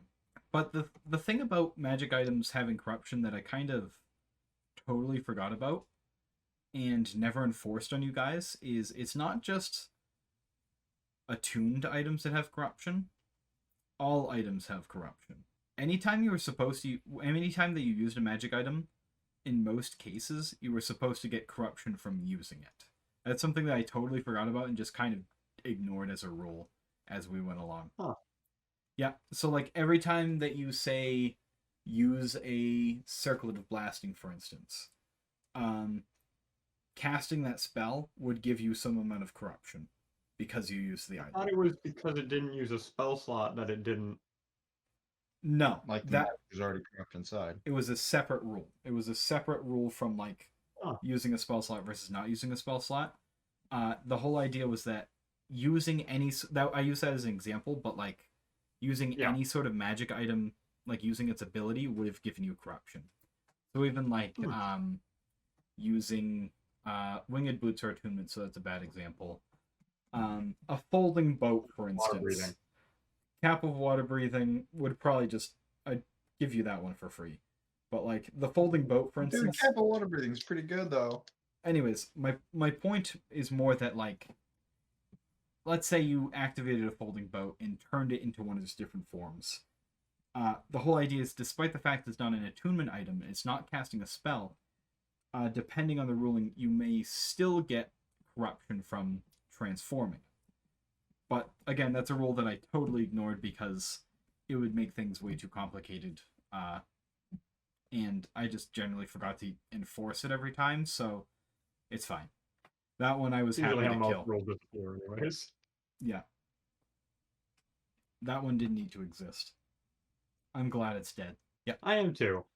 I can't imagine the taking a pip of corruption for every charge I use on the Belt of Storms. Yeah. Lapse and Staff of Magi. Yeah. Yeah, that one would That'd be be hell. Actually, no, that one doesn't have corruption. yeah, that Oh, but it's still casting spells. Corrupted.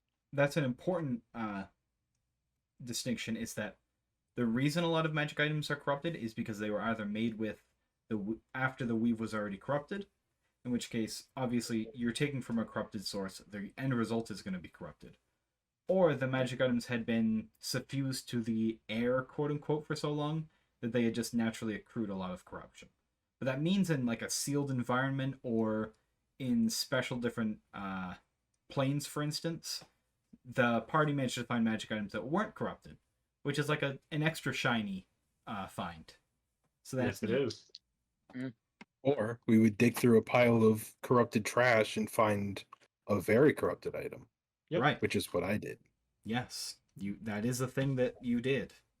Yeah. That's a shot. Mm-hmm. Very useful. Yep. I'm trying to think what else there is as far as corruption goes that's important to cover. That's pretty well it. Yeah, that's pretty much it on the corruption side of things. So maybe the good place to go after talking about the corruption is the people that don't like the corruption. Like, really don't like the corruption. Everyone. Like, don't like the corruption at all. Like, have formed an entire order that's existed for centuries. The ones who don't like the corruption. Yeah, the guys who really don't like the corruption, the Order of Wardens, who live in the Eternal Ward. And by that I mean they live in the Eternal Ward, the part of the continent, as well as the Eternal Ward, which is the big citadel. The big citadel. But not the magic item. Yes, not the power source that creates the Eternal Ward, which is the large field that protects the material world from the Fey Reach. That's a good thing to explain.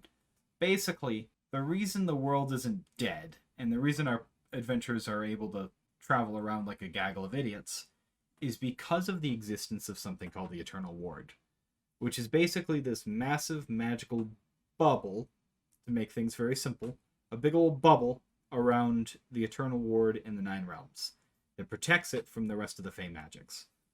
I might have already spoken about this previously, but it's important to note just like that is the actual mechanical reason why the world is still alive.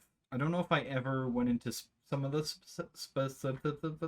specifics around it, but basically, part of the reason that the Eternal Ward works is the fact that it is a far enough distance away from... It's very close to where the Fey Reach actually originated from, that it is sort of near the heart, so to speak, of the Fey Reach. And thus, because it's stagnant so close to its epicenter, that's why the Fey Reach hasn't necessarily spread like across the entire world, for instance. I don't know if that was ever revealed to you guys prior to this, but that's lore, baby. More lore than you can shake a stick at. I can shake a stick pretty good though. Rodrum dropped a couple. Yep. Yeah. Rodrum. What happened? Left quite a few sticks behind. More lore than you could shake a dead Rodrum at. Mm-hmm. Speaking of lore, another thing that we might want to cover some point here are the gods, the tomb makers. Yes, that's another. I was thinking about that before. I think I'll Hey, do they're them. not the only gods. They're the important gods. Yeah. They're the gods that I put effort into. But yeah, so the Eternal Ward, He's the god of trickster. right? The Eternal Ward is ruled is a weird word, protected by the Wardens, the Order of Wardens. The whole idea behind the Wardens is they are these people who train for years upon years upon years to become extremely powerful warriors.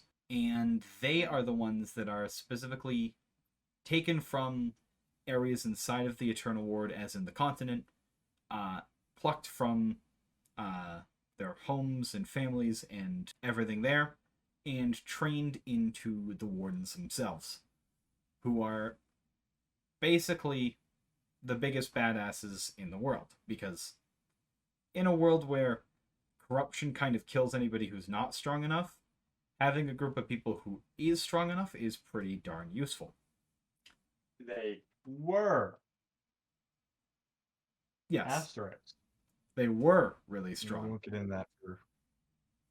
We'll cover We're why. not gonna get into that for probably what 30 episodes. Yeah, it's quite a ways away, but so is a lot of stuff that we bring up. So what are you gonna do aside from hint at it slightly?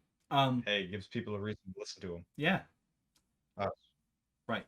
Them as in us. But yeah, so the Wardens basically, they train their entire lives to become these soldiers, and once they reach a certain level of prestige or having proved themselves against fighting Fey and other things that are trying to invade the Eternal Ward itself, they are presented a badge of honor in a magic item that is totally free of corruption. That is considered as like their badge of office and like the main magic item that they're expected to use in their line of duty. So for instance, the first warden that the party met was the warden that protected the small town of Gale Peak. He had a magic warhammer called Cinder Heap, I believe. Cinder Heap. Yep. Cinder Heap, yep. That Dealt basically- an extra 2d6 fire. Yeah, it was a pretty strong hammer. The party gave it away back to him because they were like, we don't deserve it. No, he gave it to That Gib. was, and that was Gib Gib. like, That was Gib. I don't use items. Okay, he gave it to Gib because Gib was the only one that would use it. I mean, I couldn't because it wasn't a natural material. Mhm. You couldn't because you have 6 strength. 8 or what's your strength?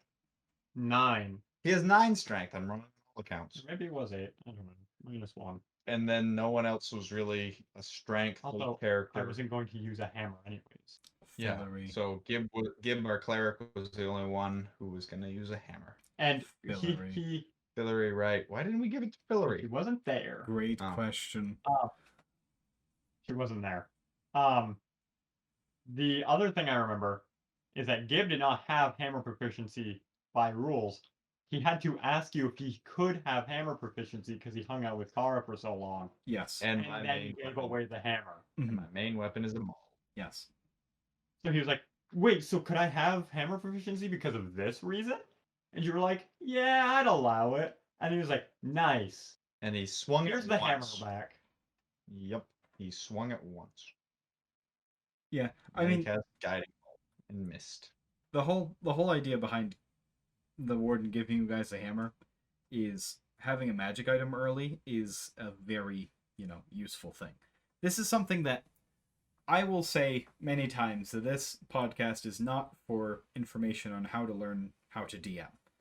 That being said, I will be totally blunt and say I think I'm a pretty good DM, which means Second this advice I have here is good advice, which is when you have to get to the point where the party needs magic items magic weapons in order to overcome resistance and things, don't bother being like, oh yes, your first magic item, it's a dagger. Here you go. You're welcome. Take this magic dagger. Because, and I'm not even making fun of like anyone in particular.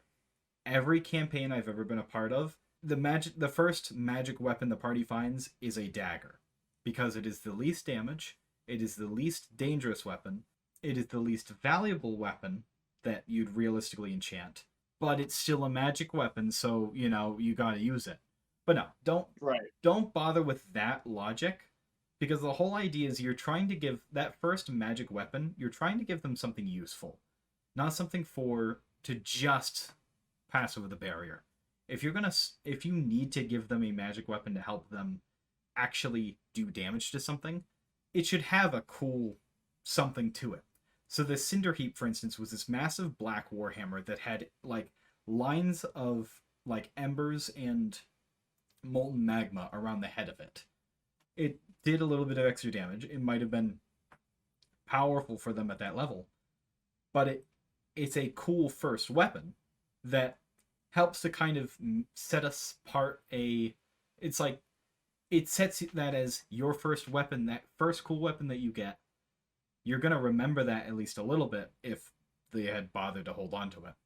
That kind of sticks in your memory more than, oh yeah, that dagger that's allowed me to just barely hit this ghost. I mean, we remembered it. To be fair, the second magic weapon we got was much more memorable. Was it? If I'm correct in assuming that it was Israel. Be the Sword of Vengeance and then Israel. Yeah. Right. Okay, so yeah, they were both pretty memorable. Yeah. One was legendary. Mm-hmm. But legendary its own way. Kind of vestige-y. We're not going to get into that right now because I think we could do a whole recap on the weapons that you guys have used. But Matthew Mercer, I will thank you for many things. I can never thank you enough for the idea of vestiges.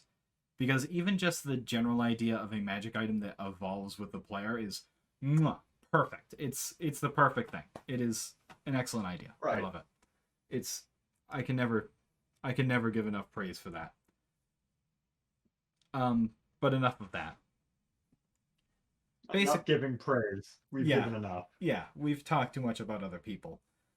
But yeah, so the Eternal Ward and the Wardens, the whole idea is that they are duty-bound for eternity to give their lives to fight the Fey. Their views on things are not this is a war. It's not a position of we need to win against them. We need to protect the people from the Fey. Their point of view is this Eternal Ward, this powerful magical bubble, no matter what happens, is going to be around for a long time. So our job is to make sure that nothing happens to shorten his lifespan by any drastic amount. Hence the Eternal Warden, the Wardens have this kind of air of being like, oh, well, it's the many over the few kind of deal. But in reality, it's more of this idea that, yes, we might be letting some bad stuff happen. This may not be the perfect solution for the people right now. But kingdoms rise and fall. This whole continent-destroying Fey thing, on the other hand, that's not just going to go away.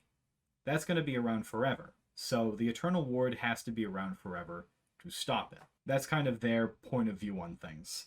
Which is why, when the party often mistook them for people that were just going to jump in and save the day on random occasions, that's why that didn't happen. Except for specific individuals who we'll be getting to next time we recap the story, who did do that. But we don't need to talk about him for now. I miss him, even though he hated me. There were two hymns, I guess. There was that hymn, and then the hymn that is still around. Yep, the hymn that we probably embarrassed a little bit. You're kidding, right? He loved having you guys there at that ceremony. Anyways. It's a good thing Cara just stood in front of everyone like, no one say a fucking thing. Mm-hmm. Yep. But yeah, so I can imagine Gib walking up there just like, I haven't adventured with you a lot, but what I did, we only killed a couple people. Mm-hmm. But yeah, one last thing to touch on before we finish this up, this little lore dump episode, is although it doesn't fit fully, I do want to kind of talk about the gods, like Adam brought up earlier.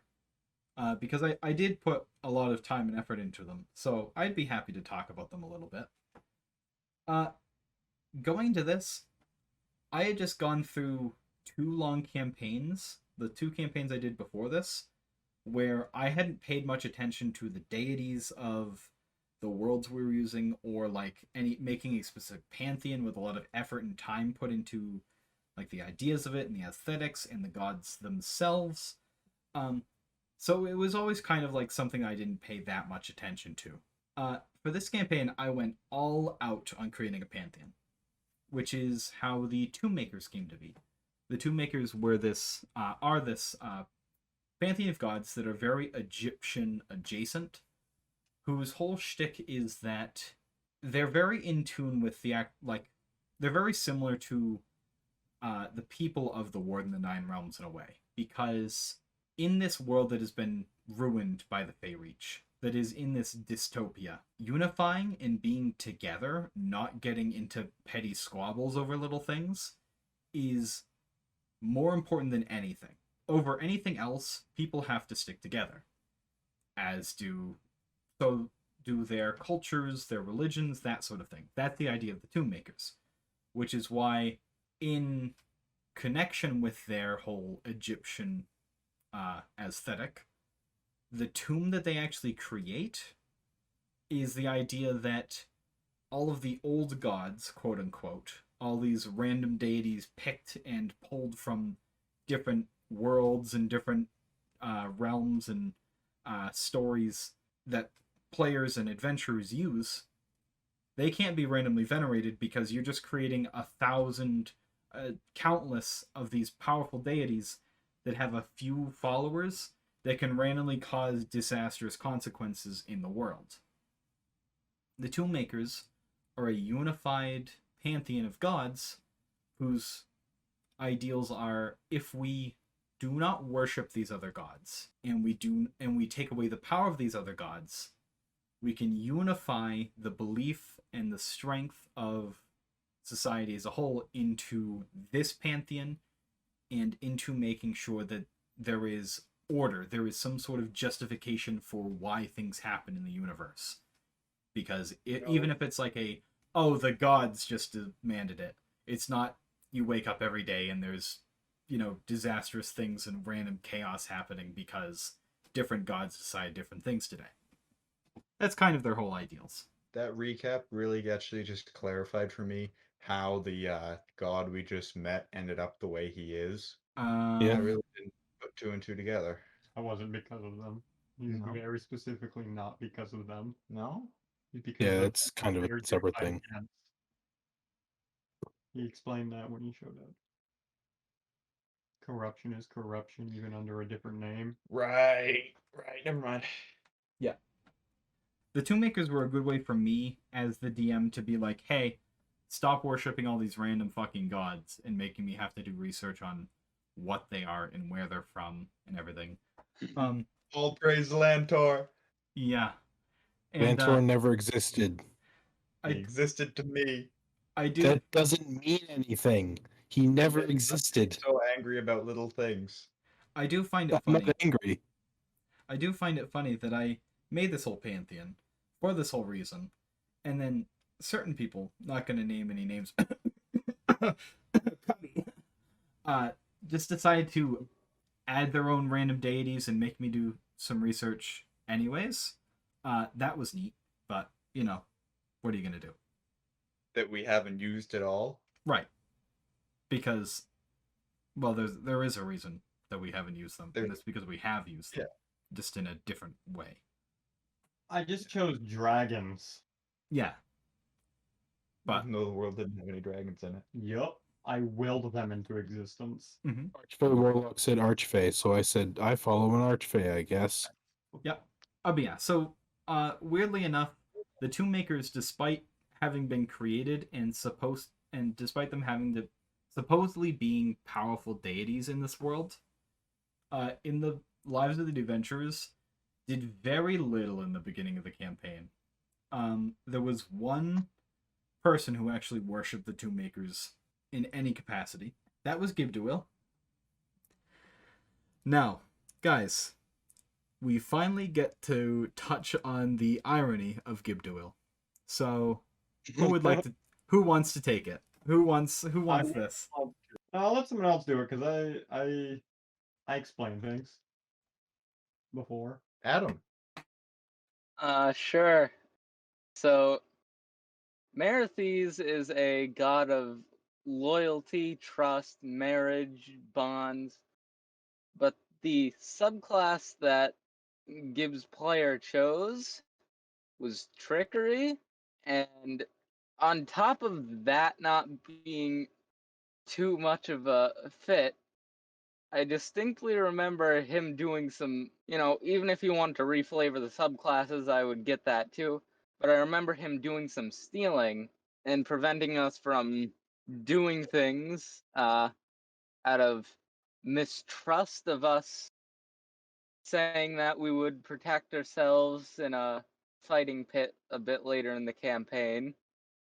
Yeah, if there's anything anyone else wants to add on. One other quick thing to add is that he is a trickery cleric following the goddess of marriage and bond and loyalty. But completely overlooked Basul, the goddess of, or the god of trickery. Goddess. Yeah, she's a and goddess. deception. Either way, I don't remember them. I don't know them. You But could. You tied your shoes together. congratulations. I'm glad you bring that up every time her name is said.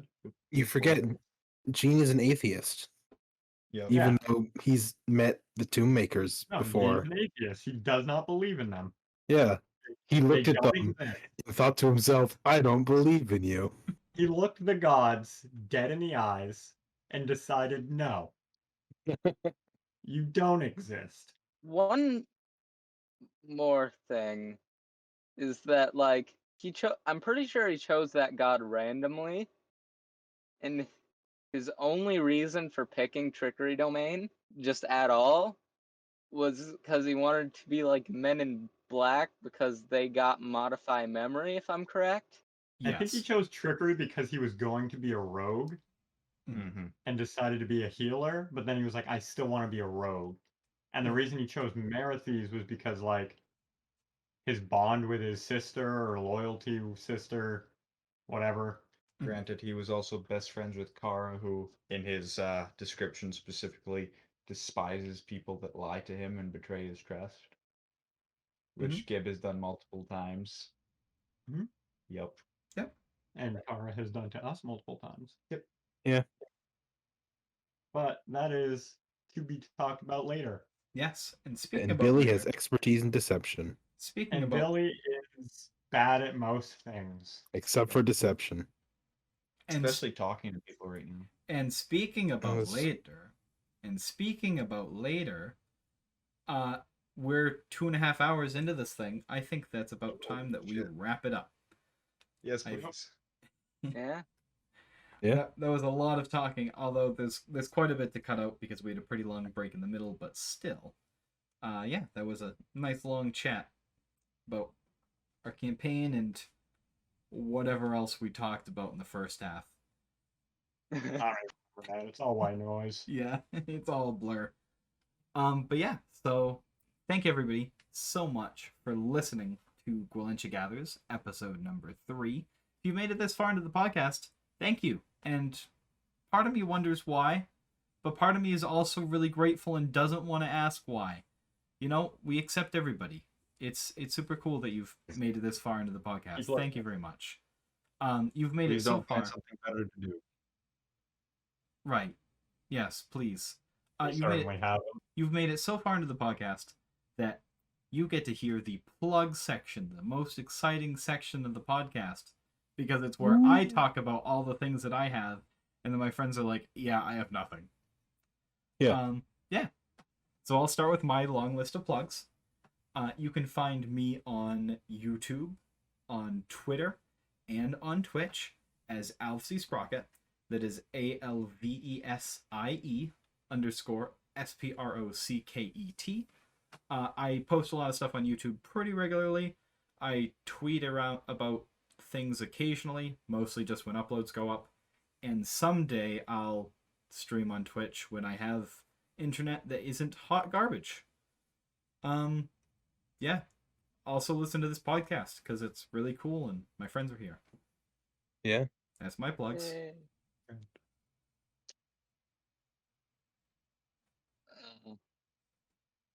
Yeah. I just want to point out, I love Silence Chicken. Huh? Yeah, silence chicken. Oh, we basically just sit in silence for whoever can bear it the longest, and then we all talk at once. Yeah, it's Right. great. And then we all, And then we go, oh no, you first, you first, you first, you first. and then we start again. And then you start again. Yeah. I think we just figure out the name for this episode. So, thank you. Silence chicken. Hmm. Yep. Oh, what are we gonna use for the bleeps? Oh, geez, I don't know. Something like Just Chris saying splooge. Luge. That's what I thought of earlier. maybe. I had a Which is couple an other interesting ideas. bleep. I'll put in some of my choices here. We didn't need to bleep anything out, so wouldn't bother. There you go. We didn't hear them, but I will in the future. I'm hearing them in my head right now. I really like. Question is this still an option? Didn't go through. I'm assuming it's the scientist stop. Nope. It's me yelling. Your So, mic, the mic it's clips not whenever you going do through. that. It's not going through because Discord has decided you are annoying noise, and I would like to agree. Yeah, Makes Oh, sense. Screw off. Nick, Oh. plug. Just gonna quiet up. Oh, I have nothing. Nothing. Nothing to plug. Nothing. Nope. Nothing. I have things, but if I can't find them, neither can you. So good luck. That's a challenge. Find me. I'll plug. If you can find me, it's either by Shrubby the Goblin, which you'll find about later. Also, Yargishnarble, if you can learn how to spell that, good luck, find me. Yargish And then don't Nardle? do- How do you spell What? that? He the just whole said point. he. He That's for the yeah. that's for the viewers to find out. And you now too. Good Yeah. luck. Your mission, if you choose to accept it, learn how to spell that. Once again, I wish you luck trying to find my iFunny that the picture is a cat drinking out of a toilet. I refuse to say the name of it. Also, there is now an Instagram. When this will go up, there'll be an Instagram of cub.bear.77, and it's just gonna be nerd shit. And that is CUB. Is it CUB space BEAR? Nope. CUB period BEAR period 77.